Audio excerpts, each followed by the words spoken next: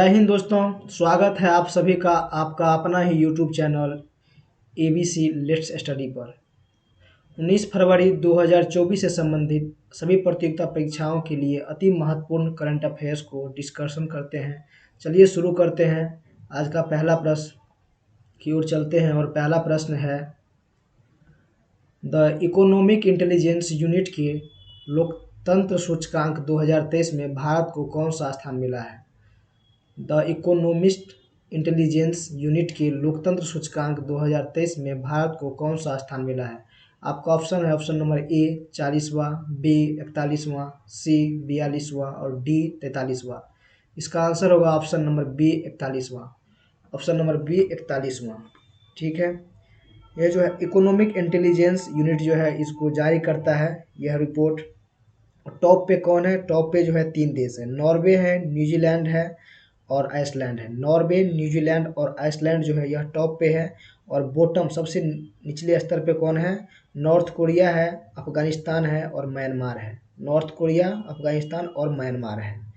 ठीक है, भारत का जो स्थान है वो 41वां है और चीन का जो स्थान है वह 148 नंबर का स्थान है। ठीक है, 148 स्थान जो है चीन का है। और कुछ और ये सूचकांक जान लेते हैं जहाँ पर इंडिया की रैंक कौन कौन कौन सी है। तो पासपोर्ट इंडेक्स में इंडिया की रैंक है 80वां। पासपोर्ट में इंडिया की रैंक जो है हेनले पासपोर्ट में 80वां रैंक है। हंगर इंडेक्स में 111 है, 111 रैंक है। फुटबॉल में जो है 117 रैंक है। सेना में जो है चौथा रैंक है, वर्ल्ड फायर पावर इंडेक्स इसको कहते हैं, चौथा रैंक है। और खुशहाली में 126 रैंक है। 126 जो है खुशहाली में भी है और 126 जो है शांति में भी है। ठीक है, और जेंडर गैप में 127 रैंक है, 127वां रैंक है जेंडर गैप इंडेक्स में। नवाचार में जो है नवाचार में 40वां रैंक है। नवाचार में 40वां रैंक है।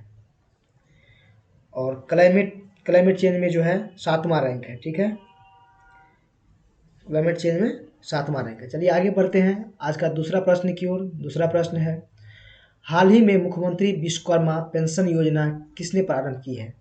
हाल ही में मुख्यमंत्री विश्वकर्मा पेंशन किसने प्रारंभ की है? आपका ऑप्शन है option number A Rajasthan, B Uttar Pradesh, C Bihar, D Maharashtra. इसका आंसर होगा option number A Rajasthan. Option number A Rajasthan. ठीक है, मजदूर और रेहड़ी पटरी वाले जो लोग होते हैं उनके लिए जो है यह मुख्यमंत्री विश्वकर्मा पेंशन योजना जो है शुरू किया गया है। इसमें क्या है कि 60 से 100 रुपया जो है 60 से 100 रुपया जो है आपको हर एक महीना मासिक देना पड़ेगा। और इसमें जो है सरकार जो है उसी में 400 रुपया और देगी। और सब मिला के जो है लास्ट में जब आप 60 वर्ष के आयु के हो जाएंगे, 60 वर्ष जब आपका हो जाएगा 60 वर्ष के बाद, तो आपको जो है 2000 रुपया प्रति महीना जो है आपको मिलेगा।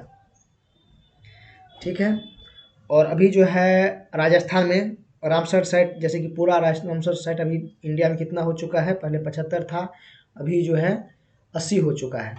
ठीक है, तो रामसर साइट कहाँ? रामसर साइट जो है राजस्थान में कितना है? रामसर साइट राजस्थान में 2 गो है, एक केवला देव है और दूसरा जो है सांभर झील है। एक केवला देव और दूसरा सांभर झील है।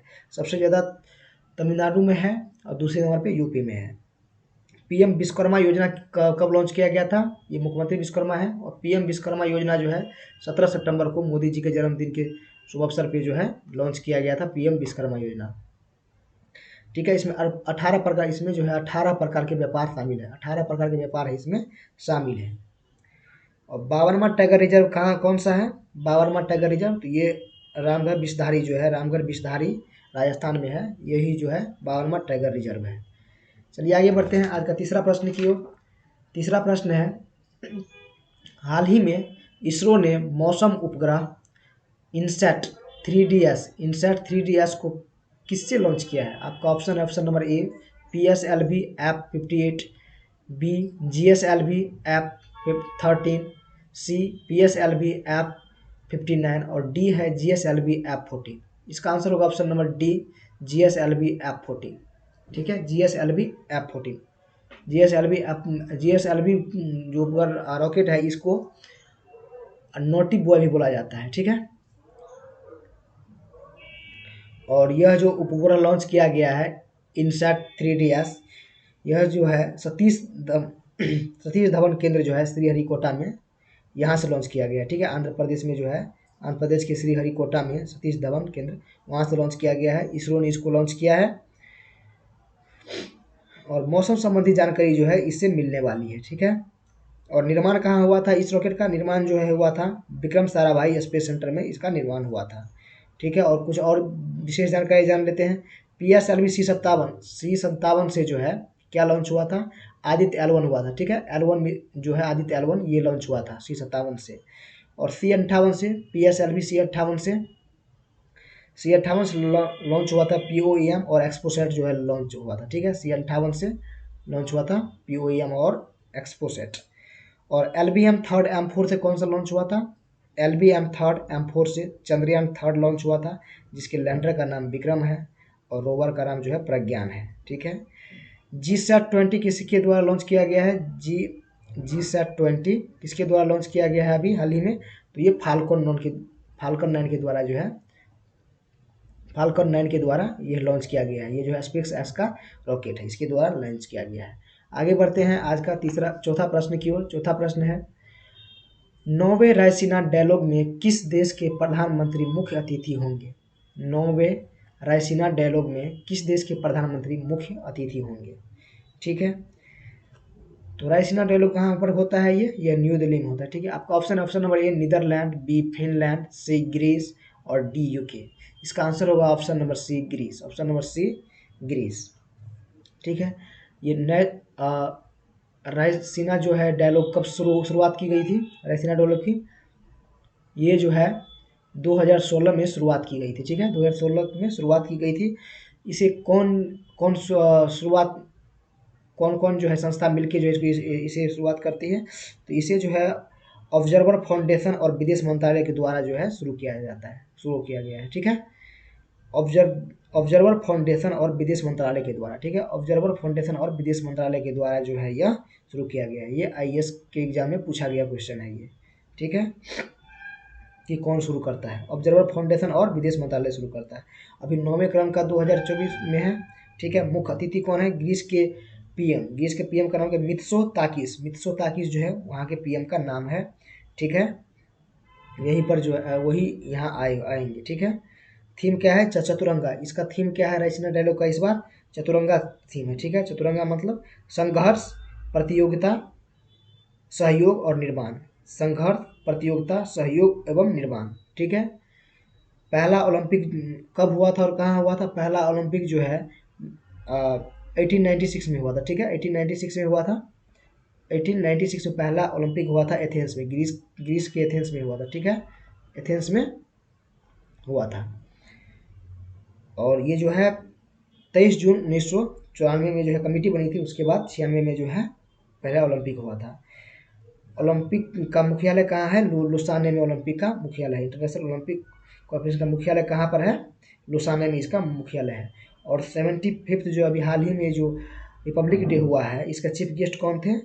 फ्रांस के राष्ट्रपति इमैनुअल मैक्रोन जो है इनका यहाँ के इस बार चीफ गेस्ट थे, ठीक है। आगे बढ़ते हैं आज का 5वां प्रश्न की ओर। 5वां प्रश्न है, हाल ही में 58वें ज्ञानपीठ पुरस्कार से किसे सम्मानित करने की घोषणा हुई है? 58वें ज्ञानपीठ पुरस्कार से किसे सम्मानित करने की घोषणा हुई है?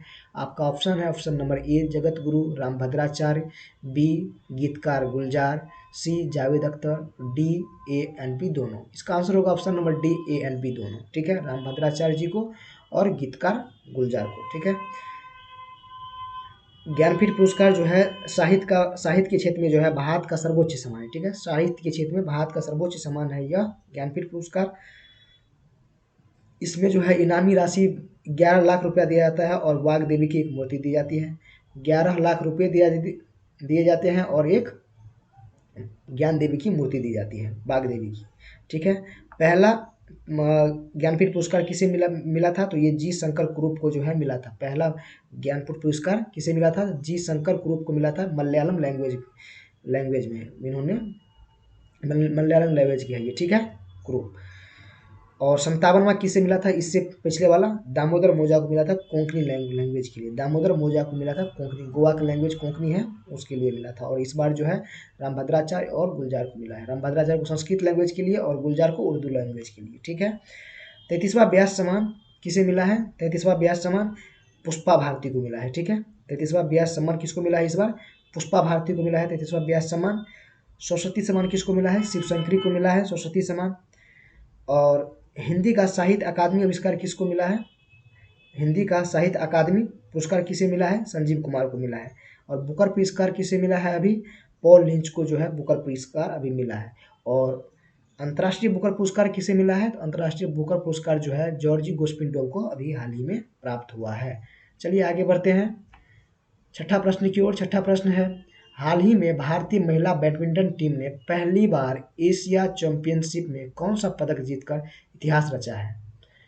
हाल ही में भारतीय महिला बैडमिंटन टीम ने पहली बार एशिया चैंपियनशिप में कौन सा पदक जीतकर इतिहास रचा है एशिया चैंपियनशिप में? ठीक है। ऑप्शन नंबर ए स्वर्ण पदक, बी रजत पदक, सी कांस्य पदक, डी उपयुक्त में से कोई नहीं।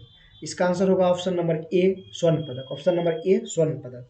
ठीक है। एशिया महिला बैडमिंटन चैंपियनशिप जो है इधर ये भी हुआ है हाल ही में। इसका होस्ट कंट्री कौन था? होस्ट कंट्री जो है इसका मलेशिया था। ठीक है। होस्ट कंट्री मलेशिया था। और फाइनल जो है भारत और थाईलैंड के बीच में हुआ था। ठीक है। भारत जो है गोल्ड जीता, थाईलैंड सिल्वर जीता है। पहली बार जो है भारतीय महिला टीम जो है गोल्ड जीता है इसमें। ठीक है। और मेल में कौन जीता है? तो मेल में गोल्ड जो है चाइना जीता है इस बार। ठीक है। और अभी जो है मेजर ध्यानचंद पुरस्कार, जिसका पुराना नाम राजीव गांधी खेल रत्न पुरस्कार है, भारत के खेल के संबंधित जो सबसे बड़ा पुरस्कार है मेजर ध्यानचंद पुरस्कार, ये किसे मिला है? तो सात्विक और चिराग को मिला है। सात्विक और चिराग की जोड़ी को मिला है। ठीक है। सात्विक और चिराग को दोनों को मिला है। दोनों जो है बैडमिंटन खेलते हैं, बैडमिंटन खेल से संबंधित है। और 19वां एशियन गेम्स में जो है भारत की रैंक कितनी थी? चार रैंक थी। ठीक है। 19वां एशियन गेम्स में भारत की 4th रैंक थी। ठीक है। और फोर्थ पैरा एशियन गेम में जो है 5th रैंक थी। 4th पैरा एशियन गेम में 5th रैंक थी भारत की। दोनों जो है होंगझोंग चीन में हुआ है। और टोक्यो ओलंपिक में भारत की रैंक कितनी थी? तो 48वां 48th रैंक थी। ठीक है। 48th रैंक किसमें थी? टोक्यो ओलंपिक में। ठीक है। इसी में नीरज चोपड़ा जी जो है गोल्ड मेडल जीते थे। आज का अगला प्रश्न है सातवां प्रश्न है, हाल ही में मैच फिक्सिंग के लिए आईसीसी ने किस देश के क्रिकेटर रिजवान जावेद पर 17.5 17.5 वर्ष का प्रतिबंध लगाया है? हाल ही में मैच फिक्सिंग के लिए आईसीसी ने किस देश के क्रिकेटर रिजवान जावेद पर 17.5 वर्ष का प्रतिबंध लगाया है? Option number A Pakistan, B UK, C Bangladesh, D दक्षिण अफ्रीका। इसका आंसर होगा option number B UK. Option number B UK. ठीक है।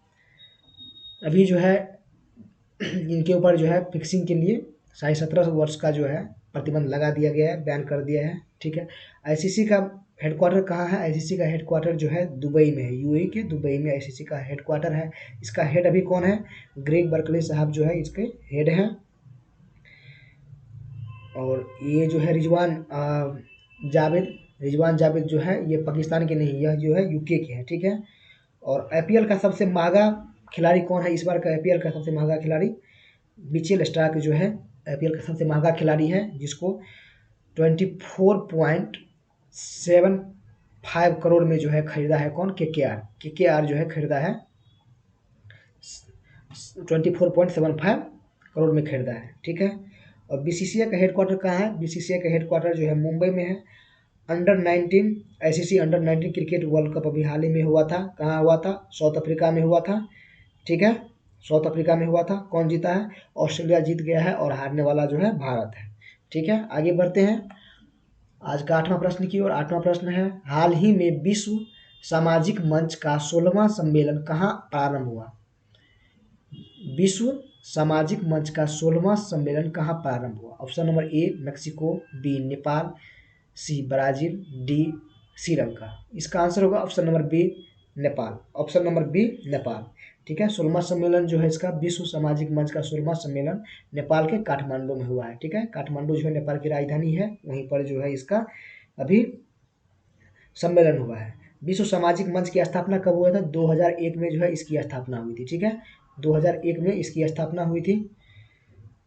और थीम क्या था इस बार? एक और दुनिया संभव है। ठीक है, एक और दुनिया संभव है। इस बार जो है विश्व सामाजिक मंच 16वां सम्मेलन का जो थीम है वो है एक और दुनिया संभव है।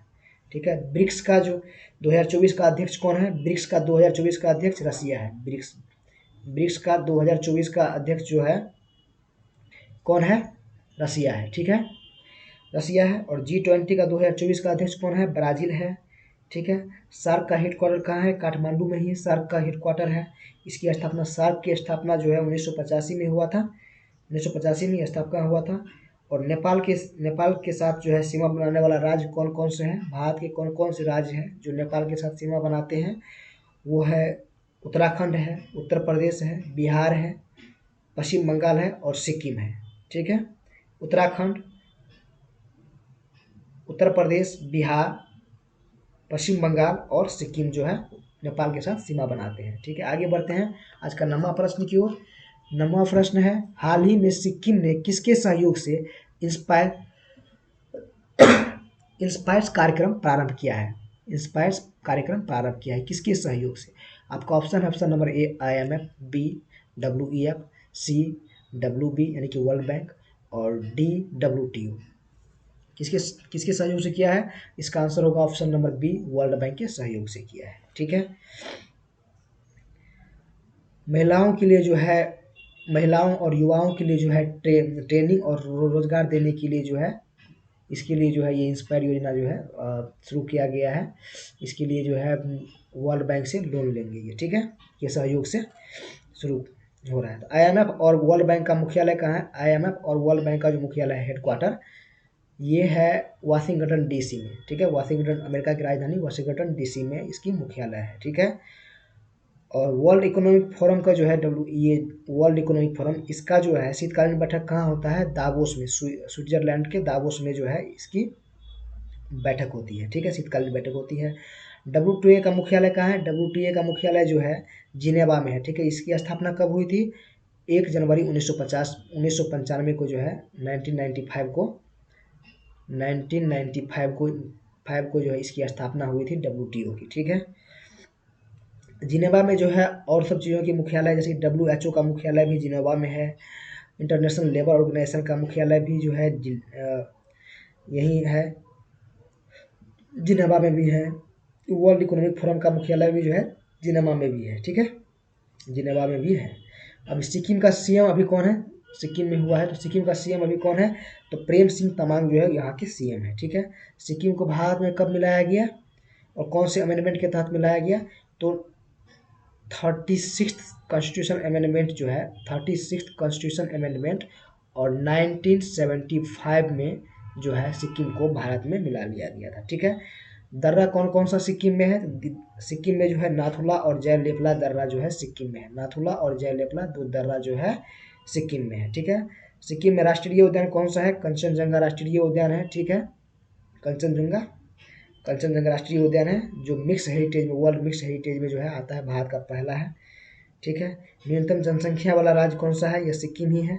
न्यूनतम जनसंख्या वाला राज्य सिक्किम ही है। चलिए आगे बढ़ते हैं। आज का 10वां प्रश्न और आखिरी प्रश्न है, हाल ही में पहला फिल्म फेस्टिवल 2024 कहाँ प्रारंभ हुआ है? हाल ही में पहला फ्रेंच फिल्म फेस्टिवल 2024 कहाँ प्रारंभ हुआ? Option number A Surat, B Chandigarh, C Chennai, D Kolkata.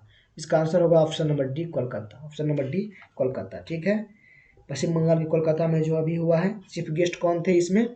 French film festival 2024 का चीफ गेस्ट कौन थे? अनिल कपूर साहब जो है चीफ गेस्ट थे। ठीक है, और दादा साहब फाल्के अवार्ड अभी हाल ही में किनको मिला है? तो वाहिदा रहमान को जो है दादा साहब फाल्के अवार्ड मिला है।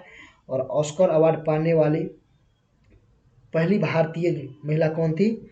तो भानु अथैया थी। ठीक है, भानु अथैया ऑस्कर अवार्ड पाने वाली पहली भारतीय महिला थी। Thank you. ABC let's study के साथ जुड़े रहिए। शेयर, कमेंट और लाइक कीजिए।